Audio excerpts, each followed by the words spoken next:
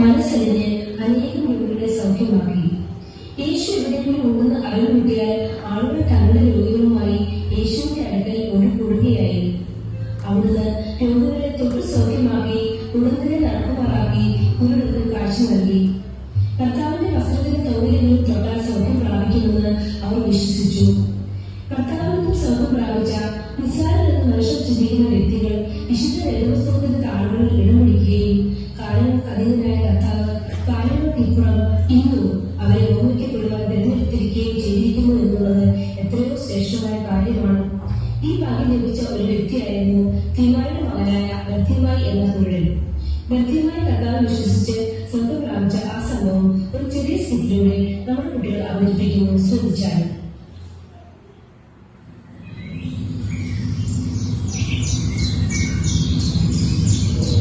ഈ ദിവസം എന്ത് മനോഹരമാണ്, പക്ഷേ എനിക്ക് കാണാൻ കഴിയുന്നില്ലല്ലോ.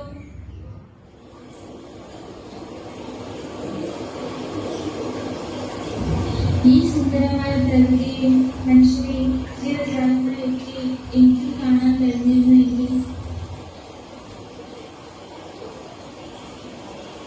ഈ വഴിയിൽ കുറച്ചു നേരം ഇരിക്കാം. ആരെങ്കിലും എന്നെ സഹായിക്കുമായിരിക്കും.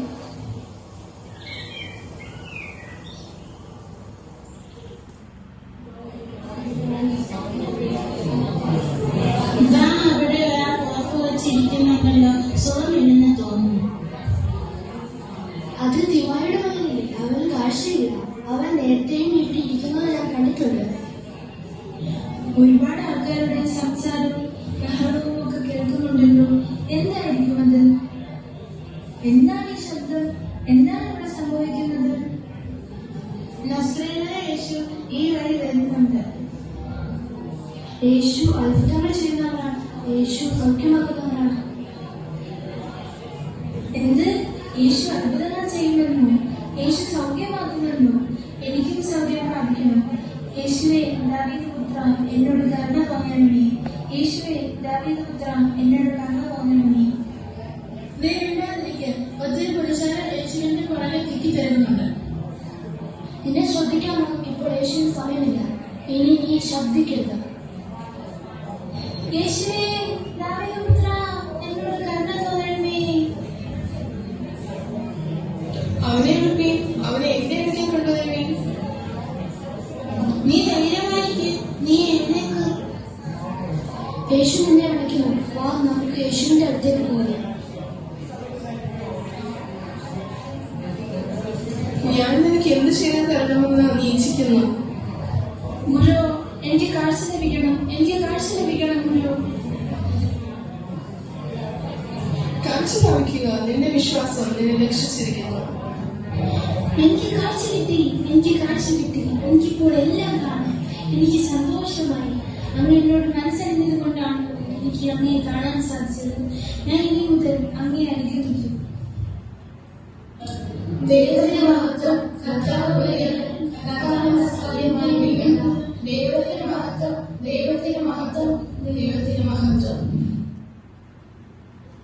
പ്രിയമുള്ളവരെ, നമ്മുടെ കർത്താവിന്റെ സ്നേഹവും കരുണയും രുചിച്ചറിയുവാൻ ഭാഗ്യം ലഭിച്ചവരാണ് നാം ഓരോരുത്തരും.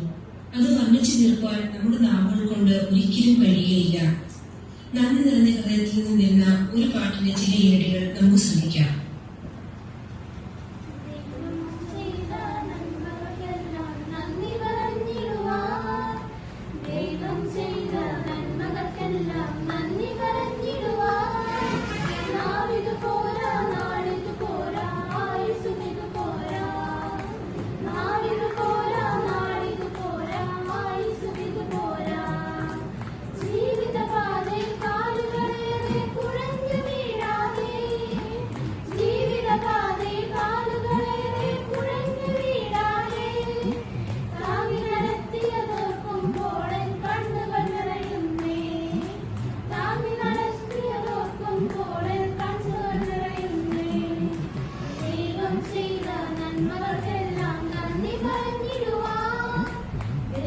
ചെയ്ത നന്മകൾക്കെല്ലാം നന്ദി പറഞ്ഞിടുവാൻ നാവിതുപോലെ